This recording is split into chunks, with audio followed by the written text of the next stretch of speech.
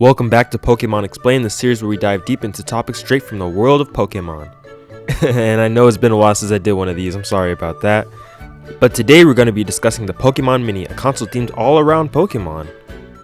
It is the smallest cartridge-based console ever produced by Nintendo, which is mostly the only thing it's remembered for nowadays. It weighs a whopping 71 grams, which is under 2.5 ounces. Basically, be careful leaving this console on the floor because you might accidentally, you might accidentally step on it like it's some glass or something. So be careful, definitely. Definitely, if you have this console, put it up somewhere. But anyway, the system was first revealed at the 2001 European Trade Show, which took place from September 2nd through the 4th, 2001. The system was first released in America, actually, which was rare for Nintendo and Pokemon back then, especially Pokemon. It was released in the US on November 16th, 2001, and a month later in Japan on December 14th, followed by releases in Europe and Australia in early 2002. The cost was about $40 when it was released in the US, which it's not bad actually. In Japan it was sold for 4,800 yen, which is about $33, so around the same price. The system was released in 3 different colors, a whopping 3, themed around different Pokemon. These 3 colors were Wooper Blue, Snookum Purple, and my favorite, Chikorita Green. Only 10 minigames were ever made for this system, with only 4 of them being released in the US, so I guess you can guess how well this system performed. Each of these games were either developed by Jupiter, Danuasha, or Nintendo themselves, with all the games, of course, being published by Nintendo. These 10 games were Pokemon Party Mini, Pokemon Zany Cards, Pokemon Pinball Mini, Pokemon Puzzle Collection, Pokemon Tetris, Pokemon Puzzle Collection 2, Pokemon Race Mini, Pichu Bros Mini, Togepi's Great Adventure, and the last and definitely least, Pokemon Breeder Mini. Pokemon Party Mini is basically a collection of minigames in a minigame. So Mario Party, but without the party, just minigame. And now let's take a little detour to go over all these minigames, shall we? The first one is Pikachu's Rocket Star, which is a racing game where you play as Pikachu. The next is Hitmonchan's Boxing, in which you box against a Machamp, shaking the system to throw punches, with the point of the game trying to earn the most points. In Slow King's Judge, you try and predict where the tennis balls will land. Blossom's Dance is Dance Dance Revolution if it were a Pokemon minigame on the Pokemon Mini. Chansey's Dribble is a soccer-like game where you kick the ball to the finish line as fast as you can. And the last of these mini games is Sneasel's Fake Out, in which you're playing basketball against another Sneasel and you need to decide who's on offense and who's on defense. This game also features a Celebi clock, which is an eternal clock, and a battlefield in which 2 to 6 players compete against each other to get the highest score.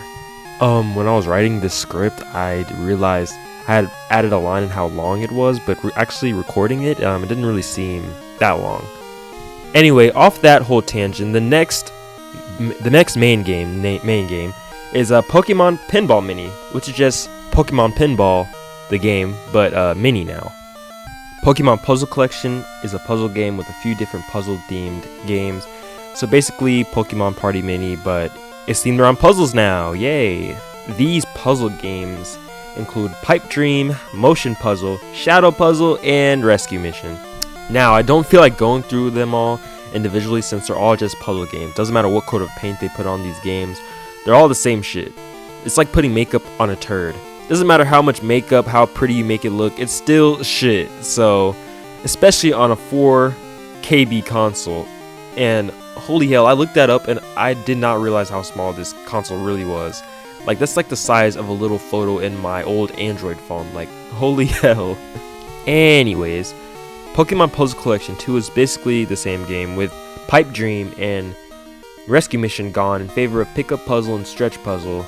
Oh wow, man, how it's so worthy of a sequel, bro. I was waiting for this game to get a sequel. Oh my god, yes. Oh wow.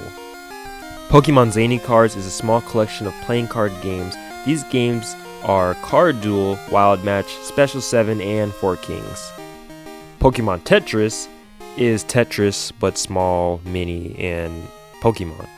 Pokemon Race Mini is a racing game where you play as Pikachu, kinda like Pikachu's Rocket Star we talked about earlier, but it's its own game this time. Pokemon Breeder Mini is a game where you take care of the Hoenn starters in a pet care simulator type of thing. Now this game is basically just Hoenn promotion, like it features the Hoenn starters and it came out a month after Ruby and Sapphire did, so I mean we know what type of game this is. Togepi's Great Adventure is definitely the most ambitious out of the bunch. In this game, you guide Togepi out of the tower while avoiding obstacles sent to kill you.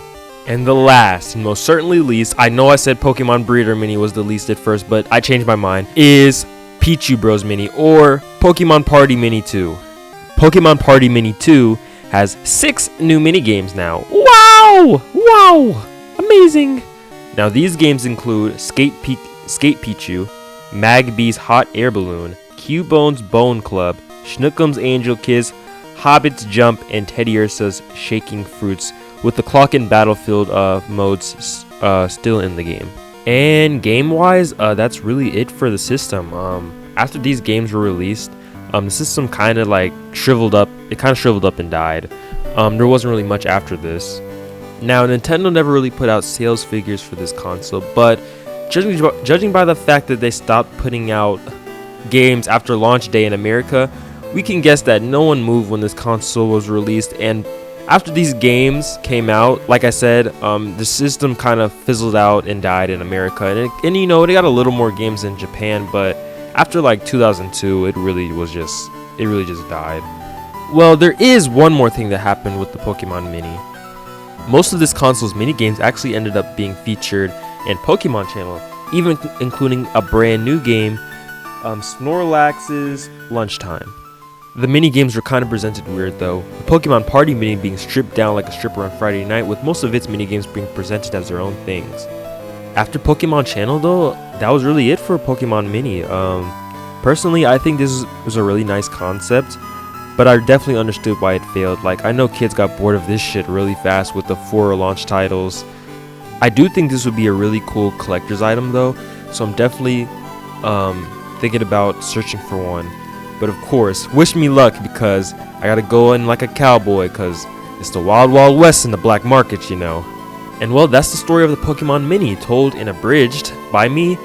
And I hope you enjoyed this episode of Pokemon Explained, and I hope to see you on the next one. I'm gonna try to get more of these episodes out, you know, at a quicker pace. I'm trying to develop a schedule with it, because I know my last episode was like a month ago, and I don't really want my schedule to be like that. So yeah, look out for more episodes of this series, and diving into the Grand Line, my One Piece series. But yeah, that's all for me, and I'll see you on the next one. Thanks for watching.